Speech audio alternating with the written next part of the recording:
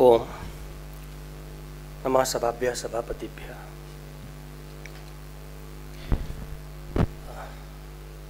मैं आभार प्रकट करता हूँ आयोजकों का और माननीय मंच का कि उसने मुझे अवसर दिया। मेरा विषय है रामानुज दर्शन में मोक्ष विषयक अवधारणा। भारतीय दर्शन में दो प्रमुख क्षेत्रों से संबंधित विषयों पर विशेष विचार हुआ है। एक क्षेत्र है आध्यात्म विद्या अथवा मोक्ष शास्त्र और दूसरा है ज्ञान मीमांसा अथवा प्रमाण शास्त्र।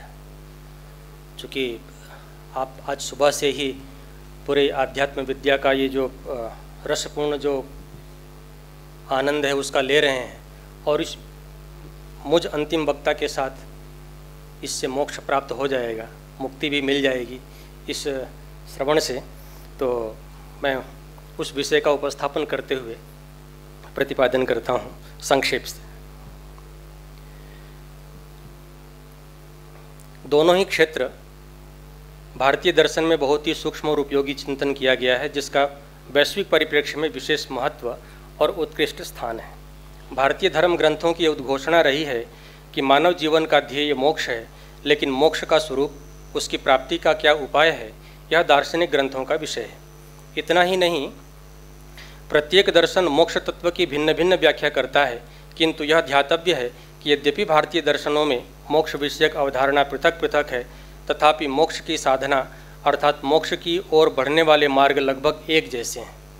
लगभग इसलिए कि भारतीय दर्शन मोक्ष प्राप्ति के लिए ज्ञान मार्ग, कर्म मार्ग, ज्ञान कर्म समुच्चय मार्ग, भक्ति मार्ग आदि अनेक मार्गों का निर्देश करता है। फिर भी सभी इस बात पर एकमत दिखते हैं कि मुमुक्षु को राग द्वेष और आसक्ति पर विजय पानी चाहिए। इसी उद्देश्य को लेकर के यहाँ पर रामानुज दर्शन अथवा विशिष्टाद्वैत वेदांत में मोक्ष की क्या अवधारणा है उसका प्रतिपादन है। मोक्ष का पारिभाषिक अर्थ है कि संसार अर्थात जन्म मरण के चक्र से छुटकारा, ममत्व के बंधन से मुक्त होना, क्योंकि जगत की वस्तुओं में आसक्ति इसी ममत्व बुद्धि का परिणाम है और वस्तुओं की जरूरत शरीर और मन को होती है। भारतीय दर्शनों में वेदांत का प्रमुख स्थान है। वेदों और श्रुतियों को प्रमाण मानने वाले न्याय वैशेषिक आदि आस्तिक दर्शन कहलाए, किंतु वेदांत के विभिन्न संप्रदाय इस अर्थ में परम आस्तिक हैं कि वे अपने सिद्धांतों को वेद, उपनिषद और स्मृतियों से प्राप्त करते हैं। यह मानने में कोई भी प्रतिपत्ति नहीं है कि आचार्य शंकर का वेदांत या अद्वैत विचार उपनिषदों के बहुत सन्निकट है और विशेषकर बृहदारण्यकोपनिषद और छांदोग्य उपनिषद की प्रस्थानत्रयी पर रचे गए भाष्यों में अपने अद्वैत चिंतन को प्रतिष्ठापित किया। यह सर्वसम्मत है कि आचार्य शंकर ने एक ऐसे प्रौढ़, पूर्ण एवं सुदृढ़ बौद्धिक दर्शन का प्रतिपादन किया जो विश्व में अन्यतम है। शंकर के इस अद्वैत के पश्चातवर्ती काल में हुए रामानुज ने विशिष्टाद्वैत का प्रतिष्ठापन कर आचार्य शंकर के समक्ष प्रबल विकल्प प्रस्तुत किया। रामानुज का प्रमुख लक्ष्य अद्वैतवाद के सिद्धांतों का खंडन करके पुरातन वेदांत की सगुणवादी व्याख्या को सुदृढ़ करते हुए विशिष्टाद्वैत के सिद्धांतों का तार्किक आधार पर पुष्ट करना था। रामानुज का मुख्य योगदान अपनी परंपरा के सिद्धांतों को सुव्यवस्थित और प्रभावी रूप से प्रस्तुत करने में है। उन्होंने तार्किक चिंतन की अवज्ञा किए बिना अपने आध्यात्मिक अनुभव के आधार पर श्रुतियों का अर्थ किया तथा भक्ति के सिद्धांत को एक ठोस दार्शनिक आधार प्रदान किया। शंकर के अद्वैत में जगत को मिथ्या कहा गया है और कर्म को विशेष महत्व नहीं दिया गया है। इसके विपरीत रामानुज जगत को वास्तविक वर्णाश्रम धर्म को अनिवार्य और भक्ति, जो उनके अनुसार एक प्रकार का ज्ञान ही है, का मोक्ष का आवश्यक साधन मानते हैं। तत्व मीमांसा में वह भी एक प्रकार के अद्वैतवाद के समर्थक हैं, किंतु उनका अद्वैत विशिष्टाद्वैत है। रामानुज के अनुसार ब्रह्म तत्व निर्विशेष नहीं है, सविशेष है। जीव और जगत उसे विशेषित करते हैं और उसके शरीर जैसे हैं। संसार में कोई भी तत्व निर्विशेष नहीं है, निर्विशेष का ज्ञान संभव भी नहीं है। हमारे सारे वक्तव्य सविशेष विषयक होते हैं। रामानुज का कथन है कि यदि ब्रह्म को निर्विशेष माना जाए तो श्रुति के वाक्य उसके संबंध में कोई ज्ञान नहीं दे सकेंगे। वे यह भी मानते हैं कि ब्रह्म या ईश्वर की सत्ता प्रत्यक्ष अनुमान आदि से सिद्ध नहीं की जा सकती है। उसे जानने का साधन केवल श्रुति है। रामानुज की जान मीमांसा में तथाकथित निर्विकल्प प्रत्यक्ष का विषय भी निर्विशेष वस्तु नहीं होती, वहाँ सविशेष का ज्ञान ही होता है, किंतु सविशेष शब्द द्वारा कथित नहीं होता। रामानुज ने भक्तिवाद को परिपुष्ट किया। उनके पश्चात वेदांत के अनेक संप्रदाय बने। इन संप्रदायों पर रामानुज का प्रभाव परिलक्षित होता है। मौलिकता की दृष्टि से भक्तिपरक वेदांतीय संप्रदायों में विशिष्टाद्वैत सबसे मौलिक और दार्शनिक दृष्टि से सबसे अधिक महत्वपूर्ण है। मोक्ष का अर्थ है अपुनर्भव। पुनर्भव या पुनर्जन्म का न होना अथवा जन्म मरण के चक्र से छूट जाना या त्रिविध दुखों की आत्यंतिक निवृत्ति ही मोक्ष है। औपनिषदिक चिंतक संसार को बंधन मानते हैं और इस बंधन से मुक्त होने को मोक्ष कहते हैं। मोक्ष आत्मा का साक्षात या अपरोक्ष ज्ञान है। यह एकत्व दर्शन है। इस एकत्व को प्राप्त करने पर शोक मोह नहीं रह जाते, सारे बंधन और संशय और कर्म क्षीण हो जाते हैं। जो जीव ऐसा दर्शन प्राप्त करता है वह आप्तकाम, कृतकृत्य, आनंद घन और स्वराट हो जाता है। उसके लिए कोई वस्तु अप्राप्य नहीं रहती। जीवन में मोक्ष लाभ हो जाता है तो जीवन सफल है, अन्यथा जीवन व्यर्थ है। यह चेद वेदी दथ सत्यमस्ति न चेत यह वेदिन महती विनष्टि। बंधन की स्थिति दुखदायी है। इस दुख का अभाव का नाम ही मोक्ष है, किंतु मोक्ष अभावात्मक नहीं है, वह भावात्मक आनंद है। रसो वैसह कहकर उसका वर्णन किया जाता है। भारतीय दर्शनों में, विशेषकर 6 आस्तिक दर्शनों और जैन मत में मोक्ष का अर्थ आत्मलाभ है, अर्थात आत्म या पुरुष की अपने स्वरूप में अवस्थिति। तदा द्रष्टुः स्वरूपे अवस्थानम, योग दर्शनकार जो कहते हैं, जब योगाभ्यासी असंप्रज्ञात समाधि को प्राप्त कर लेता है तब वह अपने स्वरूप को ठीक ठीक जान लेता है। यद्यपि संप्रज्ञात समाधि में भी जीवात्मा अपने स्वरूप को जान लेता है, परंतु असंप्रज्ञात समाधि में संप्रज्ञात समाधि की अपेक्षा जीवात्मा को अपने स्वरूप का अधिक स्पष्ट ज्ञान होता है। मैं सत्व, रजस, तमस्रूप प्रकृति और उससे बने शरीर इंद्रियादि कार्यों से पृथक हूँ, ऐसा जान लेता है। उस समय वह प्रकृति व प्राकृतिक पदार्थों की उपासना को छोड़कर ईश्वर के स्वरूप में मग्न हो जाता है। इसी शरीर में रहता हुआ समस्त क्लेशों से छूट जाता है। मोक्षानंद का अनुभव उसी प्रकार करता है जिस प्रकार मोक्तात्मा मोक्ष में अनुभव करता है। महर्षि व्यास लिखते हैं, स्वरूप प्रतिष्ठा तदानीम चिति शक्तिर यथा कैवल्ये। मोक्षावस्था में जीवात्मा जिस प्रकार अपने स्वरूप, शुद्ध स्वरूप को जानता हुआ परमात्मा के आनंद का अनुभव करता है, उसी प्रकार योगाभ्यासी इस शरीर में अपने शुद्ध स्वरूप को जानता हुआ ईश्वर में मग्न होकर उससे आनंद का अनुभव करता है। अर्थात इस स्थिति में जीवात्मा अपने तथा ईश्वर के स्वरूप को यथावत जानता है। यहाँ ध्यातव्य यह है कि तदा द्रष्टुः स्वरूपे अवस्थानम का मुख्यार्थ परमेश्वर के स्वरूप में स्थित होना है, न कि केवल अपने स्वरूप में स्थित होना, क्योंकि केवल अपने स्वरूप में स्थित होने से जीव के समस्त क्लेशों की निवृत्ति एवं नित्यानंद की प्राप्ति नहीं हो सकती। वेद भी इसी तथ्य का प्रतिपादन करते हैं। उस परम पुरुष परमात्मा को ही जानकर जीवात्मा मृत्यु से छूट जाता है। मुक्ति के लिए कोई अन्य मार्ग नहीं है। तमेव विदित्वाति मृत्युमेति नान्यः पंथा विद्यते यनाय, यजुर्वेद का जो वचन है।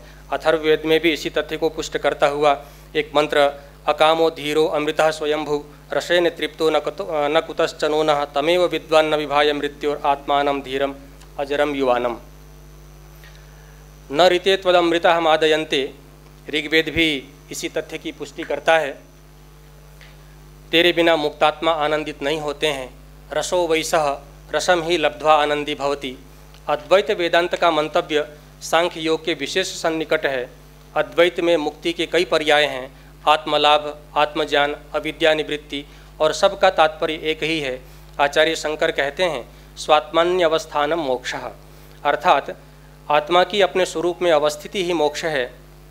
बृहदारण्यक उपनिषद में भाष्य में कहते हैं, अविद्या की निवृत्ति ही मोक्ष है, वही ब्रह्म की प्राप्ति है।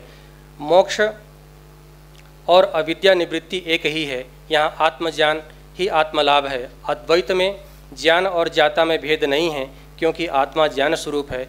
आत्म प्राप्ति का ही दूसरा नाम ब्रह्म प्राप्ति है। आत्मा का आत्मस्वरूप बोध ही मोक्ष है। आचार्य रामानुज भी मोक्ष की उपर्युक्त धारणा से अधिकांश रूप से सहमत हैं। जगत की वास्तविकता को स्वीकार करते हुए भी संसार की अवस्था और इस प्राप्त तथाकथित सुख और आनंद को रामानुज क्षणिक एवं दुख रूप मानते हैं। इसलिए मनुष्य का लक्ष्य भवसागर को प्राप्त कर अमरत्व प्राप्त करना है, अर्थात जन्म मृत्यु से छूटना मोक्ष है। जन्म और मृत्यु शरीर के कारण है। जीवात्मा का प्राकृत शरीर के साथ संबंध कर्म फल के कारण होता है। यदि कर्म फल का नाश हो जाए तो शरीर संबंध की आवश्यकता नहीं रहेगी।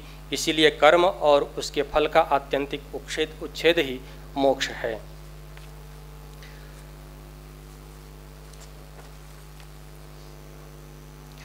अपनी बात को उन्होंने भिन्न भिन्न ग्रंथों के आश्रय लेकर के इस तथ्य को प्रकट किया है।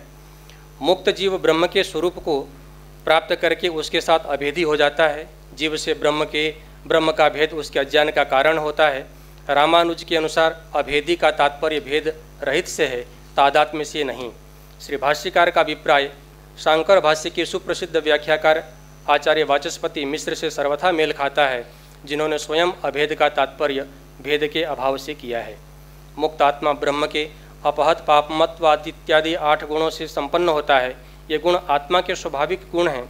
जिस प्रकार ज्योत्सना मणि के मल का प्रक्षालन नहीं करती अपितु अपने प्रकाश द्वारा उसको प्रकाशवान करती है, उसी प्रकार कर्मरूप बंधन के नष्ट होने पर ब्रह्म साक्षात्कार का अनुभव से मुक्त जीवात्मा के उक्त गुणों का विकास होता है। इस स्थिति में जीव दिव्याकार, नित्य, निर्दोष, शुभ गुण निधि, उभय विभूतिनाथ पर ब्रह्म पुरुषोत्तम भगवान श्रीमन नारायण का पूर्ण रूप से अनुभव करता हुआ आनंदित रहता है। जीव की यही स्थिति आचार्य पद को मोक्ष के रूप में स्वीकार्य है। मोक्ष प्राप्ति के उपाय के रूप में कर्म, ज्ञान, भक्ति आदि समस्त कार्य जो ईश्वर की कृपा के लिए किए जाते हैं, वे उनके साथ अन्य भी जो साधन भक्ति आदि को बताते हैं आचार्य। यहाँ मैं यही कारण है कि रामानुज जीवन मुक्ति को स्वीकार नहीं करते, वे केवल विदेह मुक्ति को स्वीकारते हैं। उनके अनुसार तस्य तावदेव चिरम यावन न विमोक्षे, अर्थात उसकी मुक्ति तभी तक संभव नहीं है, तभी तक विलंब है जब तक देह से छुटकारा नहीं होता। रामानुज अपने पक्ष की और अधिक पुष्टि के लिए आपस्तंभ को भी उद्धृत करते हुए कहते हैं, यदि ज्ञान मात्र से इस शरीर में ही मोक्ष प्राप्ति संभव होती तो वाक्यार्थ जानियों को दुख नहीं होता। चूँकि दुख राहित्य नहीं देखा जाता, अतः स्पष्ट है कि इस शरीर में मोक्ष नहीं होता।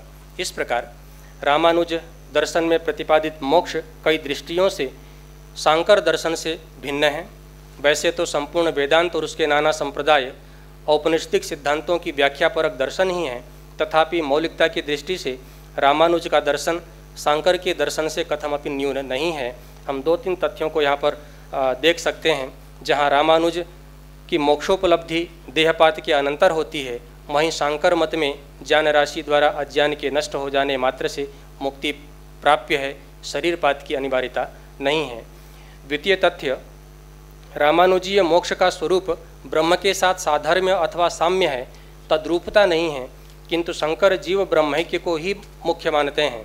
तृतीय, इसके अतिरिक्त शंकर जहाँ मोक्ष प्राप्ति का प्रमुख साधन ज्ञान को मानते हैं, वही रामानुज इसके लिए ज्ञान कर्म समुच्चय, भक्ति, प्रपत्ति और शरणागति को प्रमुख साधन स्वीकारते हैं। साधारणतया देखा जाए तो दोनों वेदांत संप्रदाय एक दूसरे के पूरक हैं या एक सिद्धांत के 2 पहलू हैं। दोनों ही अद्वैत के समर्थक हैं। शंकर निर्विशेष ब्रह्मात्मैक्य के पोषक हैं और रामानुज सविशेष ब्रह्म और तदायत्त जीव जगत के बीच शरीरात्म भाव संबंध द्वारा एकेश्वरवाद के। रामानुज ने भक्ति परक वेदांत को परिपोषित किया और विकसित किया है। इंदु भूषण के शब्दों में, जिन्होंने रामानुज दर्शन पर विशेष रूप से शोध कार्य किया है, शंकर द्वारा किए गए वेदांत का प्रति एक पक्षीय न्याय से असंतुष्ट होकर रामानुज ने वेदांत की व्याख्या इस प्रेरणा से की कि उसके शुद्ध दार्शनिक महत्व को धार्मिक गरिमा के साथ प्रदर्शित किया जा सके, ताकि व्यवहार परमार्थ का भेद मिटे तथा ज्ञान भक्ति का योग भी बने। उन्हें इस उद्देश्य में काफ़ी सफलता मिली, ऐसा निसंकोच कहा जा सकता है। ओम शम। धन्यवाद।